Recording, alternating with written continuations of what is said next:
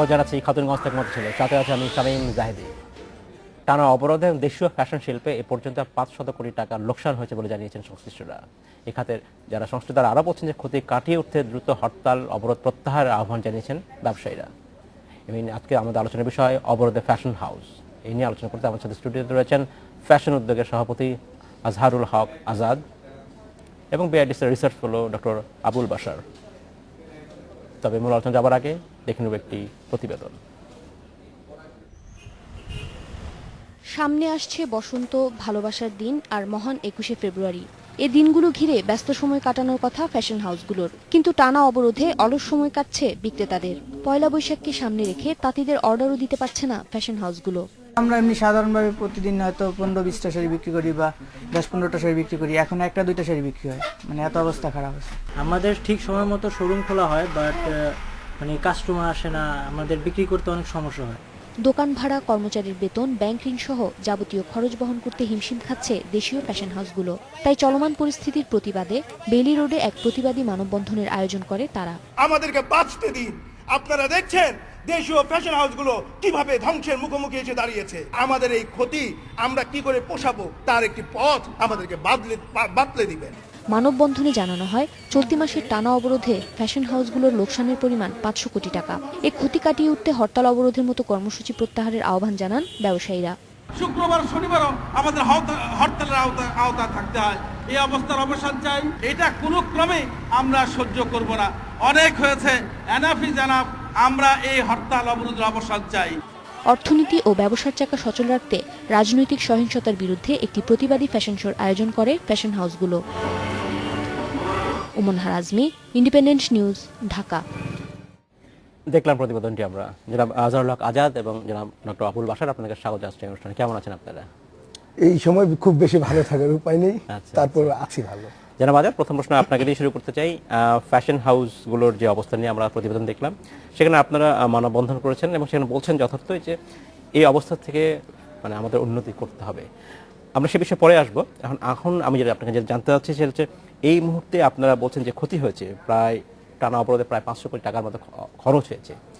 এই ক্ষতি কি পুষিয়ে নেবার মতো কোনো অবস্থা আসলে আপনাদের আছে কি না? মানে আমাদের এই ফ্যাশন ইন্ডাস্ট্রিটির আয়তন অনেক বড়, কিন্তু উদ্যোক্তারা খুব ছোট ছোট। আচ্ছা, যার ফলে হয় যে এখানে আসলে এইরকম একটি বড় ক্ষতি পুষিয়ে নেওয়া যাবে খুব সহজেই এরকম মনে হচ্ছে না আমাদের। এবং আমাদের অনেক ফ্যাশন হাউসগুলি আসলে যেগুলো তুলনামূলক একটু ছোট এবং মাঝারি, অনেক হাউস আসলে বন্ধ হয়ে যাচ্ছে। হ্যাঁ, এবং বিশেষ করে যে সমস্যাটি হচ্ছে যে আমাদের সঙ্গে আসলে অনেক মানুষ যুক্ত, প্রায় ৫০ লক্ষ মানুষ এই ইন্ডাস্ট্রিটার সঙ্গে ৫০ লক্ষ লোক যুক্ত আছে। এবং সেখানে দেখা যাচ্ছে যে আসলে কেউ কাজ পাচ্ছে না, যার ফলে হচ্ছে যে তাদের আসলে এই দৈনন্দিন যে বিষয়গুলো সেগুলো তো আসলে সব বন্ধ হয়ে যাচ্ছে। এবং আমাদের সামনের দিনগুলো আসলে আরো ভয়ঙ্কর বলে মনে হচ্ছে, কারণ এই ক্ষতিটা আমরা যে খুব অল্প সময় পুষিয়ে নিতে পারবো এরকম আমাদের মনে হচ্ছে। আচ্ছা, ধন্যবাদ জনাব আজাদ। আপনি আপনার ফিরে আসবো। একটা বাসা আপনাকে জানতে চাচ্ছি যে ফ্যাশন হাউস বা বুটিক হাউস যারা করছেন, এটা একেবারেই এনাদের যে মার্কেট, বাংলাদেশ মার্কেট, অর্থাৎ আমাদের ট্র্যাডিশনাল যে গার্মেন্ট ইন্ডাস্ট্রি যেটা বলি সেটা হচ্ছে মূলত এক্সপোর্ট করেন, কিন্তু এইসব ছোটো ছোটো যে বুটিক হাউস আছে তারা পুরোটাই দেশি ক্রেতাদের কাছে বিক্রেতাদের কাছে বিক্রি করে থাকেন। এক্ষেত্রে বাংলাদেশের ব্যবসার কারণে, মানে এই অবরোধের কারণে ব্যবসার যে ক্ষতি হচ্ছে, সেই নেতিবাচক প্রভাব পড়বে দেশীয় ক্রেতাদেরও এবং তাদের বাইং ক্যাপাসিটি আসলে কমে যাবে। এই ক্ষেত্রে আসলে সার্বিক অবস্থা আপনার কি মনে হচ্ছে যে আসলে আমরা কোথায় আছি অর্থনীতির দিক থেকে চিন্তা করতে? না, আপনি যথার্থই বলেছেন যে এই ফ্যাশন হাউসগুলোর মার্কেট হচ্ছে আভ্যন্তরীণ বাজার। যখন যদি বৈদেশিক বাজার হয় তাহলে কিন্তু একটা সুযোগ থাকে যে যদি একটা বিশেষ কোনো দেশে গন্ডগোল হয় আমরা অন্য দেশে রপ্তানি করি। রাইট। কিন্তু এখানে যেটা হয়েছে, একটা খাঁচার মধ্যে বন্দি অবস্থায় যদি কাউকে নির্যাতন করা হয় তার যেমন মুক্তির উপায় নেই, ফ্যাশন হাউসগুলোর অবস্থান অনেকটা ওই রকম। কারণ বিভিন্ন দিবস সামনে রেখে তারা বিভিন্ন ধরনের ফ্যাশন আইটেম বাজারে নিয়ে আসে। সামনে আপনি শুরুতে যেমনটা বলেছেন, ভ্যালেন্টাইন্স ডে আছে, তারপরে বসন্ত দিবস আছে, তারপরে পয়লা বৈশাখ আছে। এটা কিন্তু খুব বড় লক্ষ্যই এখন ফ্যাশন হাউসগুলো তারা বিভিন্ন পোশাক তৈরি করে। এখন তাদের জন্য সবচেয়ে বড় সমস্যা কিন্তু দুটো। একটা হচ্ছে যে এই যে দিবসগুলো সামনে আসছে এগুলাকে মাথায় রেখে তারা কিন্তু ঠিক কোনো পরিকল্পনা গ্রহণ করতে পারছে না। বিরাট রকমের একটা অনিশ্চয়তা সর্বক্ষেত্রে আমাদের। তো যখন এই ধরনের অনিশ্চয়তা থাকে তখন কিন্তু কোনো কিছু প্ল্যান করা যায় না। So uncertainty is a very মানে বড় শত্রু বিনিয়োগ বা যে কোনো প্ল্যানিং এর, সেই সমস্যাটা তারা ভোগ করছে একটা। আর দ্বিতীয় হচ্ছে এইটার পিছনে যারা আছে, যেটা আমরা একটু আগে আলাপ করছিলাম, আজাদ ভাই বলছিল বাংলাদেশের প্রায় 30 লাখ তাঁতি যারা তাদের সাপ্লায়ার ডিফারেন্ট ক্যাপাসিটিতে, এই তাঁতিরাও কিন্তু ঠিক বুঝতে পারছে না যে কতটুকু তাদের কাপড়ের চাহিদা এই ফ্যাশন হাউসগুলোর কাছ থেকে আসবে। তো তারাও কিন্তু একটা আনসার্টেনিটিতে ভুগছে। এখন বিষয়টা হচ্ছে যে এই যে ক্ষুদ্র উদ্যোক্তা, যেটা আজাদ ভাই বললেন যে ফ্যাশন হাউসের সাথে যারা সম্পৃক্ত তারা কিন্তু ক্ষুদ্র উদ্যোক্তা, তাদের যে কোনো ধরনের ফাইন্যান্সিয়াল সেটব্যাক বহন করার ক্ষমতা কম, আর তাঁতিদের কিন্তু আরো কম। তাহলে এই যে 500 কোটি টাকা যেটা বলা হলো, সেইটার কিন্তু নাম্বারটার চেয়ে বড় কথা হচ্ছে এই 500 কোটির ক্ষতির আসলে ক্ষতিগ্রস্ত কারা হচ্ছে। হ্যাঁ, এখন 500 কোটি তো বাংলাদেশে এমন উদ্যোক্তাও আছে বা এমন গ্রুপ অফ কোম্পানিও আছে যারা একেই হয়তো 500 কোটি ক্ষতি বহন করে নিতে পারবেন, কিন্তু এইখানে যারা যেসব উদ্যোক্তারা আছে তারা কিন্তু মানে সেই পর্যায়ে নেই। সো এই জন্য আমার মানে নাম্বারের হিসাবে না দেখে এটার যে মানে একটা ডিস্ট্রিবিউশনাল সাইড আছে, যে কারা ক্ষতিগ্রস্ত হচ্ছে এবং সামনের দিকে যে অনিশ্চয়তাটার কারণে ভবিষ্যতে ক্ষতিগ্রস্তের বা হুমকির মুখে পড়েছে, সেই বিষয়গুলোই আমাদের জন্য সবচেয়ে বড় খারাপ দিক আর কি। ধন্যবাদ।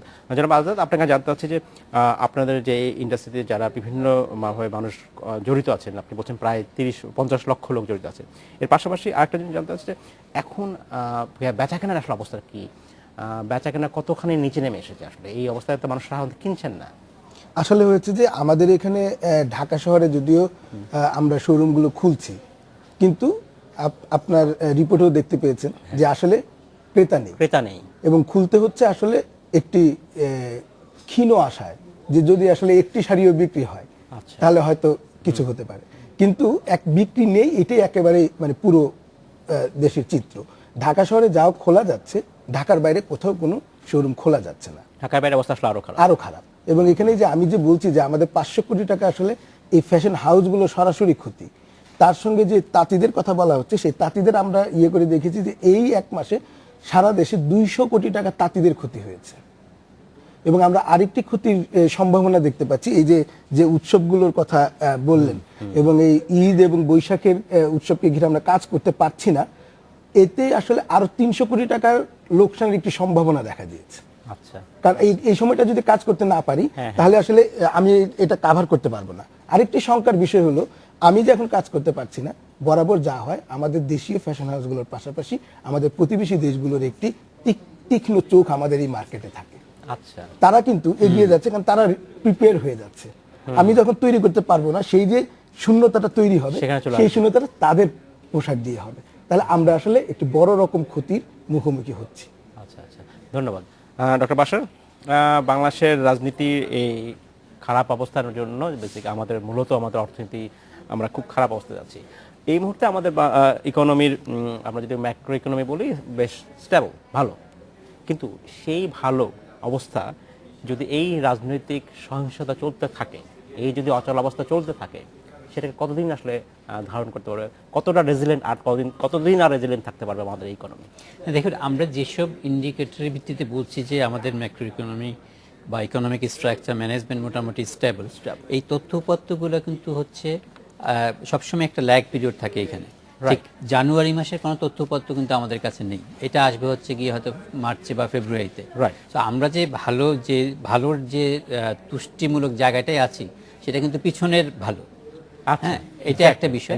আর যে ইন্ডিকেটরগুলো আমরা ম্যাক্রো ইকোনমিক ইন্ডিকেটরগুলো আমরা ব্যবহার করি, অর্থনৈতিক পরিভাষায় এগুলাকে বলা হয় ল্যাগ ভেরিয়েবল, অর্থাৎ এটা কখনোই আপনাকে বর্তমান অবস্থাটাকে ব্যাখ্যা করে না, এটা ব্যাখ্যা করে পিছনের অবস্থাটাকে।